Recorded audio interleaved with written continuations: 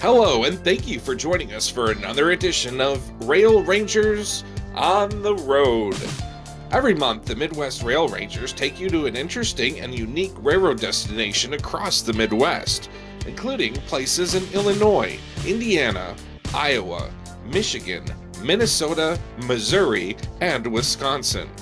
The Midwest Rail Rangers, a 501c3 nonprofit, was founded in 2015 to provide onboard educational programs across the Midwest.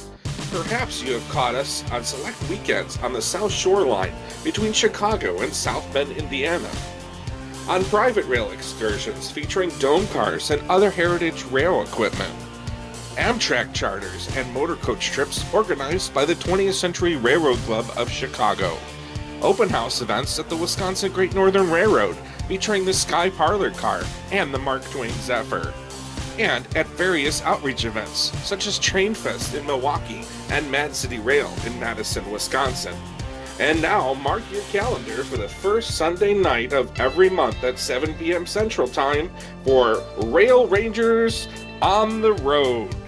Without further ado, here is this month's program.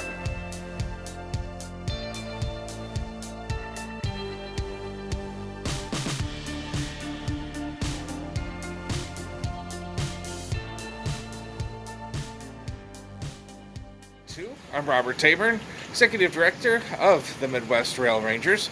And yeah, we are far from the Midwest today. We are in, I'm not sure if you can see behind me, Union Station in Jackson, Mississippi. And we just got off the City of New Orleans train that runs between Chicago and New Orleans, the Big Easy. And we are here in Jackson, Mississippi this evening because we are going to take you to one of the country's newest national parks. That's just about 10 miles or so, a little less than that actually, from the Amtrak station here in Jackson, Mississippi. It is at Medgar and Murli Evans National Monument, and it is the home of Medgar Evers, who was assassinated in the 1960s in his own driveway. So Candace is already at the site, so we'll throw it to her. And she has an interview with the new superintendent of the national park. So come ride the City of New Orleans, Jackson, Mississippi, and check out this new national park. Well, hello everyone. This is Candace Taborn, and welcome to another edition of Rail Rangers on the Road. We are here at the Medgar Evers home with Superintendent Keena Graham. So welcome to our show. Thank you. We just wanted to learn about this site as we go along here and just have a few questions for you. Sure. My first question would be, how did Medgar Evers contribute to the civil rights movement, and what was his legacy? Well, Medgar Evers was the first field secretary for the NAACP in Mississippi, and his job was to investigate all kinds of crimes that have been committed against African Americans in the state. So he was very instrumental in investigating what happened with Emmett Till. He was instrumental in working with James Meredith to get him into the University of Mississippi. He also worked with people like Fannie Lou Hamer and TRM Montgomery, who was a surgeon nearby, and so they worked together to investigate all of these things. And he was definitely involved in sit-ins, wait-ins down in Biloxi, as well as read-ins at libraries in Jackson. All right, thank you very much. So my next question would be, what is some of the future plans for the site? Future plans for the site, I was discussing with the family, and they are very much committed. And the quote that he made, which was, "You can kill a man, but you can't kill an idea." So they wanted us to explore all ways to get his ideas out there, as well as Murli's ideas. So the big thing we want to do is use new technology like virtual reality so that people can have a virtual reality experience no matter where they are. So if you can't physically come here to visit the home, then you can put on your Oculus headset or whatever, and then you can go through the house and see what it meant to the family, what took place in each room, and even on the outside here, like in this carport where Medgar Evers was actually assassinated. All right.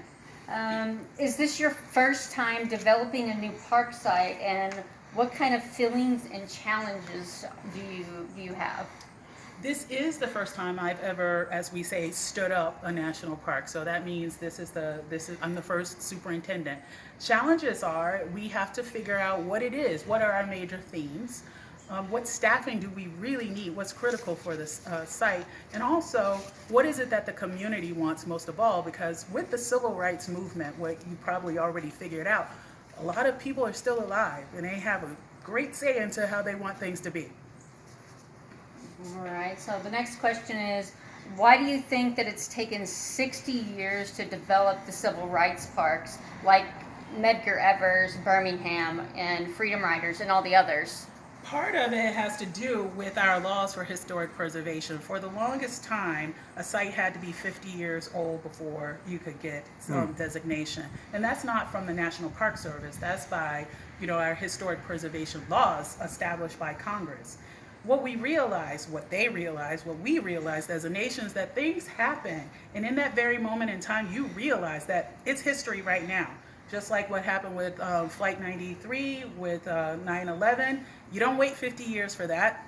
And gladly, we've come to the point where a lot of civil rights sites can be protected because a lot of them have been lost. As we were talking about earlier, this is not a grand place. And if without those laws, somebody would have come in and just bulldozed it. And thankfully, that has changed. So we know immediately that this is historic. We need to preserve it. Do not tear it down. Well, that's a very good thing for our history of the United States. Well, one of unfortunately, the sad thing is Medgar Evers was assassinated, like you said, in this very carport. The assassin had 2 hung juries. Why do you think that it took so long that he wasn't convicted until 1994? Part of it, a huge part of it, is that he was judged by a jury of his peers. So if he was a racist, the jury was they were racist as well. And so they didn't even take long. They didn't ponder the evidence, nothing. He was one of them, not guilty. Even though he boldly went around town saying that he was the one that did it. Doesn't matter. So many cases like that happen where, again, you're judged by a jury of your peers. And if your peers are racist, feel like what you've done was justified, they don't care about the law. No, that's very unfortunate. Well, thank you for joining me for my part of this segment, and we'll pass it off to Robert. Okay, thank you. How long was the process to make this a national monument? I know some parks take a long time, some take a short time. How long is you said this was declared in December of 2020. Right. So time this is airing, about a year and a half ago, I guess. But we know that there was a bill introduced in the 90s for this to be a national park site. Okay. But it did not pass in Congress. So that's the reason why it's not a national park site or a national historical park. It's a national monument. But it was recognized definitely as having national significance. So Medgar Evers site was a part of a greater study, became a part of a greater study for so many civil rights sites in the state of Mississippi to see which ones had national significance, and so like Emmett Till sites and what have you. So not too long ago, I want to say, was it 2018, 2019, this site was pulled out of that greater study and then designated as a national monument by President Trump. And so since the president, by president proclamation, this came into being, it's a national monument rather than a national park site. Okay. We hope that someday this will go through a congressional bill and Congress will designate it so it will become a national historic park. So a monument declared by a president, Yep. Anything else declared by act of Congress, but it can be upgraded. Right. Well, we still have the same designation. We follow the same rules and regulations. But as you know, with presidential proclamations, if another president comes in and says, they can get rid of this yes, site. They can. Oh, yeah. If it's a national historical park, If it then has park, it cannot it's get Congress. rid of it. Congress has to do. So a with little that. bit more protection. Right. With okay, gotcha. And then what is the history of the house? From what I understand, it was owned by the family, but then Murli moved to California, owned by a local college. then became a 423rd Park. Is that Yeah, one of the well, steps? Or? so the family lived here for a year, smidge over a year after the assassination, and then Okay. they moved away to California. And for between that time and say the early '90s, they rented it out. Would Okay. come and visit from time to time. But then they donated it and turned it over to Tougaloo College. And if many people know about the story of Medgar Evers, Tougaloo College was very, very much important to him because he worked with the Tougaloo Nine on the read-ins. So desegregating the libraries. Okay. And so they conducted tours here till 2019 actually. Okay. I think a little bit into 2020. So right before. Yep. This, okay. Mm-hmm. Quite a park. Yeah. Yes. Okay.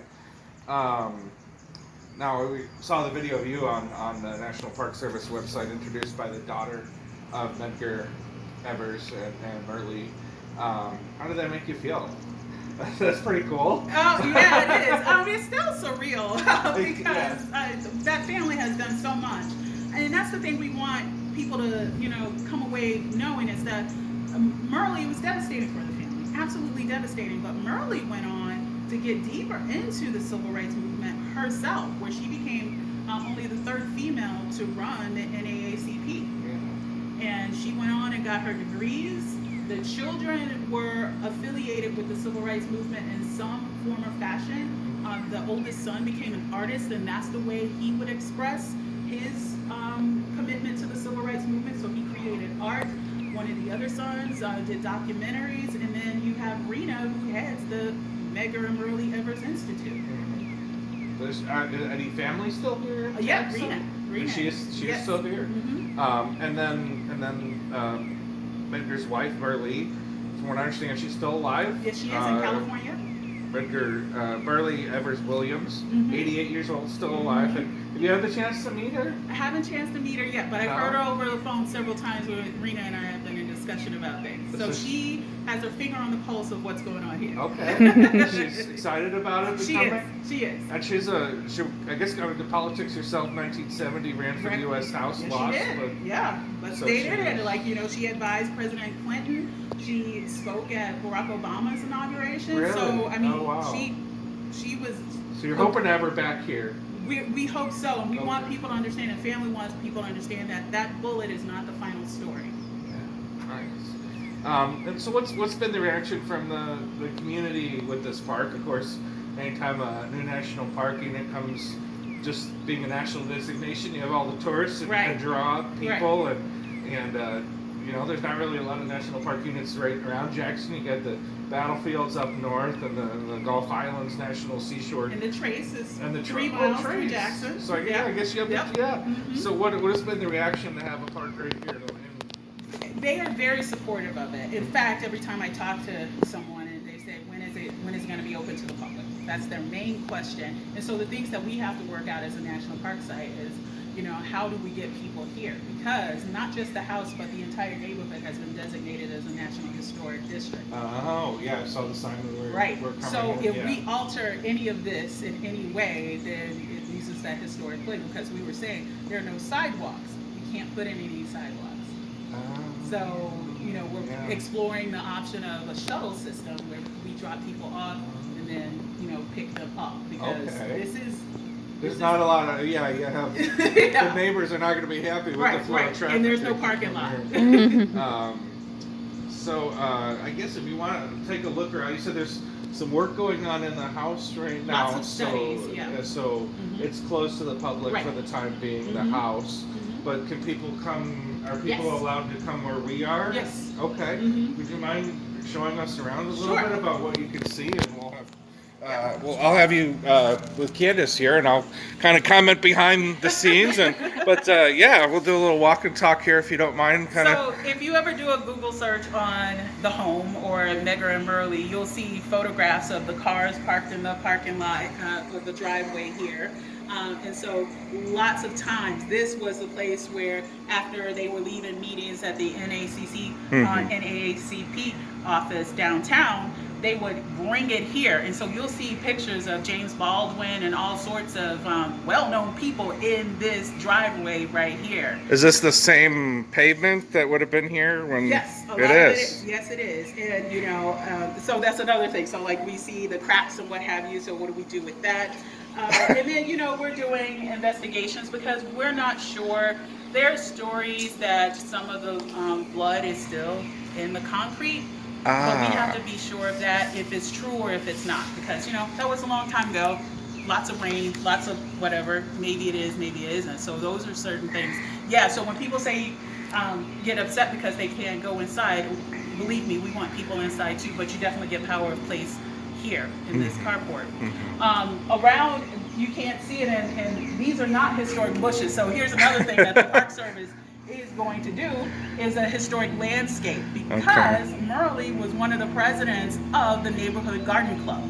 And so they would have these competitions about, you know, your yards and how it looked and what was grown there and all that other good stuff. And one of the major people involved in that club was Margaret Walker Alexander, who was the author of Jubilee, and her house is just down the road there. It's the only two-story house in the neighborhood. And so this was a middle-class black neighborhood, but, you know, some of the major players during the civil rights movement were here. And to think that Margaret Walker Alexander and Murli Evers ran a garden club, and, you know, we got to get this outside right. We got to get it right. Yeah. You know? Most definitely. Yeah. Don't want to upset her there. No. And so this is some remnants of what Tougaloo had up here, but, you know, you can see that window is still, that is true to the house. So we're looking at everything. We want to keep that. So how do we restore? So do you keep it a window, or do you keep those displays up there, or we're going to take the displays out, but we'll definitely keep the window. And, you know, as I tell people, because some of the neighbors are concerned that we're going to knock stuff down or what have you, and I say, remember, we're the National Park Service. We set the standards on historic preservation. So we can't go against our own rules. You know? Yeah, exactly. So if you go back here, and this was from, they'll have memorials and what have you here. And in fact, one is happening this Saturday, anniversary of his assassination. So in this backyard, again, with that whole historic cultural landscape study, the Evers family would have had hedges all around here, because again, this was about protection. And so they did not want people seeing in. And then, you know, another reason why is not necessarily, well, yes, of course, people who wanted to do harm, you didn't want them to see in. You want your children to be able to play without being threatened. But also to protect the neighbors, so that if people came around, people being law enforcement or anybody like that saying, did you see this, did you see that? The neighbors could have, you know, culpable deniability and say, hey, I didn't see anything, because they couldn't, because of all the hedges around. But then on the other hand, you would think the hedges, if, you know, I'm sure he had a lot of threats on his life. If he did have hedges, that could provide a place for somebody to hide or but so. Bella Beckwith was over there. That's where he hid out, across the street where those pine trees are. Oh, okay. Yeah. So the assassin was over. Yes. Oh, okay. So that's he wasn't even in his own yard, or. I mean, because you see how close all these houses are. Nothing has changed with that. There are no new. So these houses would have been here in the 60s. Wow. And so, you know, and I'll tell you another thing. So we have seen some pictures. We don't own them just yet. We have seen some pictures of the kids just being able to play back here, and not threatened or what have you. And all of that, the door, all of that is original to the house. Wow. And the windows, all of this. And so this was built in 1956, and so it's just typical ranch style, you know. This is a Hackberry Tree, and the reason why I point this out is some of the things that we have to do as the National Park Service. It's seen its last days. We have to figure out if it's a historic tree or not. Because if it's historic, meaning if it was here when the family was here, we still have to take it down, but we plan on growing little saplings from it so that we can replant them. And regrow it. So yeah, when people when we get something, and yes, we got in December 2020, we got to do all these studies first before we can open it up to the public. Sure. So that tree probably was there then at the time, I would imagine. Yeah, Or pretty close to As it. big as it is, I would imagine. Or pretty Mhm. close to it. Yeah, Yeah. and we spoke to the family about it. It's like, what if if we are going to take it down? But one of the things that we're going to do in addition to growing little saplings is to see if we can get the wood milled so we can make something from it, and Your for Junior the Ranger family. badges. Oh. She had to bring that up because she's in charge of our Junior Ranger program. There you go. Turn something into something that can be given to people as Chief a of Interp. token of the I hear site. you loud and clear. There you go. So really, nothing much of the house has been altered except for the interior of the house, the floor, in the front room. That had to be replaced because there were some issues with that. But I would say about 95% of the house is still the same. Wow. There you go. And I guess the assassination took place right Yes. on here. So, Or if you want to tell us more about that evening or what Sure. happened, or so Medgar Evers. and this fence is original too. With this, no, So yeah, we're gonna. somebody's dog. We were looking at things and saying, what needed to be taken down and what needed Yeah. to be kept. Yeah. But there wasn't much. Those pine trees weren't that big. They weren't over there at the time. Pine trees grow pretty quickly. True. Anyway, and so we heard that a week before that there was a meeting at the Masonic Lodge downtown where Medgar Evers' office was, and that Byron Della Beckwith was there. So in late May, there was an attempt on his life and his family's life, a bomb, but that. Where was that at the? Oh, here. Yes, and so. Oh, wow. So the first week of June, he was at another meeting downtown at the Masonic Temple, and again, Byron Della Beckwith was casing the joint there, looking for him, tracing his movements. So the night of June 11th, Medgar Evers was at several meetings at churches. He even visited the Masonic Lodge, and he talked with some of his friends afterwards. And he had, lots of T-shirts from the NAACP meeting in his hand. And normally, he was very, very, very meticulous about, looking around and making sure nobody was around, because he was a World War II veteran. These are things that he learned in World War II. In fact, he taught his kids to, if they heard anything, to drop to the ground and, crawl the way they had to in Commando war. crawl. Yeah. And But so, kids, that's sad. he had to teach his kids that. Yeah. And so the thing that they would used to do every time that he would go out to a meeting is that when they heard the car coming in, Murli and the kids would run to the door to greet him. That night, Right here. Yeah, right here. That night, he asked Murli to watch President Kennedy's address, because he was supposed to talk about civil rights. Okay. And so, Medgar knew he couldn't watch it because he'd be at these meetings, so he wanted Murli to fill me in on what he says. So, around 12 o'clock or so, a little bit after midnight, he gets out of his car with the T-shirts, and his back is to. So he would have parked here? Yep. A little further out of the, okay. He's got his back to the road, which normally that's something he wouldn't have done.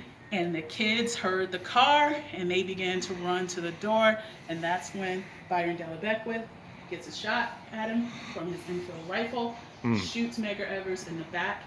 He stumbles another 30 feet or so.